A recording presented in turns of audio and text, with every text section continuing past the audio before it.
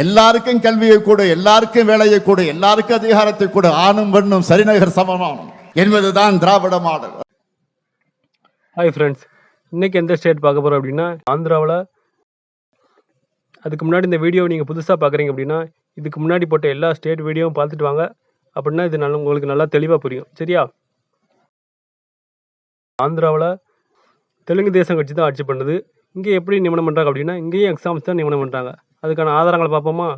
இதோ முதல் ஆதாரம் 1992 ரிலீஸ் ஆன சர்வீஸ் ரூல்ஸு பாருங்கள்.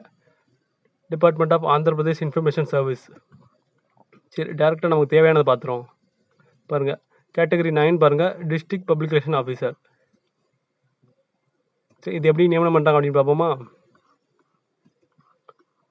பாருங்கள் 9 பாருங்கள், district publication officer direct recruitment. இதோட மீனிங் என்ன அப்படின்னா ரிட்டன் எக்ஸாமினேஷன் வைப்பாங்க, அப்புறம் மெயின்ஸ் எக்ஸாமினேஷன் இருக்கும், அதுக்கப்புறம் இன்டர்வியூ வச்சு நியமனம் பண்ணுவாங்க. எக்ஸாம் யார் வைக்கிறாங்க அப்படின்னா Andhra Pradesh public service commission தான் எக்ஸாம் வச்சு நியமனம் பண்ணுறாங்க. அதுக்கான ஆதாரங்களை பார்ப்போமா? இதோ பாருங்கள், அஃபிஷியல் நோட்டிஃபிகேஷன் 2021 பாருங்கள். Date of notification 30/9/2021. Andhra Pradesh public service commission Vijayawada. பாருங்கள், general notification Andhra Pradesh information service. பாருங்கள், போஸ்ட் நேம் பாருங்கள், district publication officer in Andhra Pradesh information service. எத்தனை போஸ்ட்டுக்கு? 4 போஸ்ட்டுக்கு. பாருங்கள், இந்த டிஸ்ட்ரிக்ட் பப்ளிகேஷன் ஆஃபீஸர் தான் நம்ம இதுக்கு முன்னாடி சர்வீஸ் ரூல்ஸில் பார்த்தோம். பாருங்கள், டிஸ்ட்ரிக்ட் பப்ளிகேஷன் ஆஃபீஸர் 2021 எக்ஸாம் நடந்திருக்கு. இதுக்கான குவாலிஃபிகேஷன் பாருங்கள், மாஸ் டிகிரி, ஜேர்னலிசம், இது டிகிரியெல்லாம் முடிச்சிருந்தா நீங்கள் எலிஜிபிள். இதுக்கான குவாலிஃபிகேஷன் பார்த்துக்கோங்க. இதுக்கான டீட்டெயில் எல்லாம் இந்த லிங்க்லாம் நான் ஆர்கே பேஜில் போட்டுக்கேன், அதை போய் செக் பண்ணி பார்த்துக்கோங்க. சரி, இந்த டிஸ்ட்ரிக்ட் பப்ளிகேஷன் ஆஃபீஸர் மட்டும்தான் எக்ஸாம் வைக்கிறாங்கன்னு கேட்டால் அதான் கிடையாது. ஏபிஆர்ஓக்கும் இங்கே எக்ஸாம் தான் வைக்கிறாங்க. அதுக்கான ஆதாரத்தை பார்ப்போமா? பாருங்கள், இது அந்த டிஸ்ட்ரிக்ட் பப்ளிகேஷன் ஆஃபீஸருக்கான சிலபஸ் பாருங்கள். Paper 1, paper 2, paper 3. இது டிஸ்கிரிப்டிவ், இது அப்ஜெக்டிவ். பாருங்கள், ஜேர்னலிஸ்ட்டில் 150 மார்க்கு. பாருங்கள், 150 மார்க்கு, 150 கொஷினுக்கு எக்ஸாம் வச்சு நியமனம் பண்ணிட்டாங்க. மொத்தம் 450 மார்க்கு. அதில் 50 மார்க் இன்டர்வியூ. பாருங்கள், சிலபஸ் இருக்குது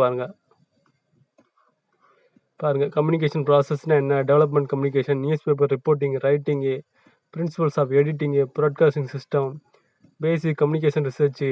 பாருங்கள், history of media, press broadcasting, public ரிலேஷன்னா என்ன, பிஆர் கம்யூனிகேஷன் என்ன, பிஆர் ப்ராசஸ்னால் என்ன, propaganda, PR planning, press relation, industry relation, consumer relation, community government, company relation, PR அந்த மேனேஜ்மெண்ட்டு. இது எல்லாம் படிச்சுட்டு வந்த ஒருத்தரால் தான் ஆந்திர பிரதேசத்தில் ஏபிஆர்ஓ, பிஆர்ஓ ஆகுறாங்க.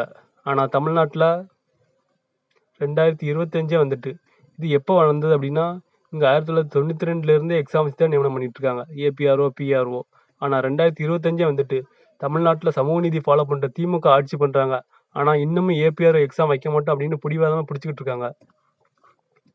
பாருங்கள், இது பேப்பர் 3. சரி, அடுத்து ஏபிஆர்ஓ பார்ப்போமா? பாருங்கள், scheme and syllabus for the recruitment to the post of assistant publication officer Andhra Pradesh information subordinate service. பாருங்கள், பேப்பர் 1 பாருங்கள், 150 மார்க்குக்கு. பேப்பர் 2 பாருங்கள், journalism, public relation, bachelor degree standard. பாருங்கள், இதுக்கும் ஜேர்னலிசம் படித்தவன் தான் எக்ஸாம் எழுதி போகிறான். பாருங்கள், இது அதுக்கான சிலபஸ் தான். இதுவும் பாருங்கள், ஜேர்னலிசம் சிலபஸ் தான் இருக்குது. Journalism, public relation, paper 2. தமிழ்நாட்டில் எக்ஸாம் வைக்கிறேன்னு அரசாணை மட்டும் விட்டாங்க. ஆனால் இவங்கெல்லாம் எக்ஸாம் வச்சு ஆல்ரெடி ஃபில்லப் பண்ணிக்கிட்டு இருக்காங்க. பாருங்கள், இது இன்டர்வியூக்கான அந்த ஏபிஆர்ஓக்கான இன்டர்வியூ ஷெட்யூல். பாருங்கள், எத்தனை பேர் செலக்ட் பண்ணியிருக்காங்க அப்படின்னு. இது எப்போ நடந்திருக்கு பாருங்கள். ஏபிஆர்ஓக்கான எக்ஸாம் 2018 நடந்திருக்கு. பிஆர்ஓக்கான எக்ஸாம் 2021 நடந்திருக்கு. இதுலேருந்து என்ன தெரிய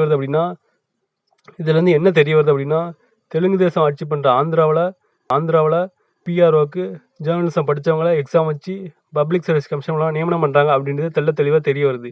தமிழ்நாட்டிலையும் சிஎம் சார் ஒரே ஒரு முறை வாய்ப்பு கொடுங்க சிஎம் சார்.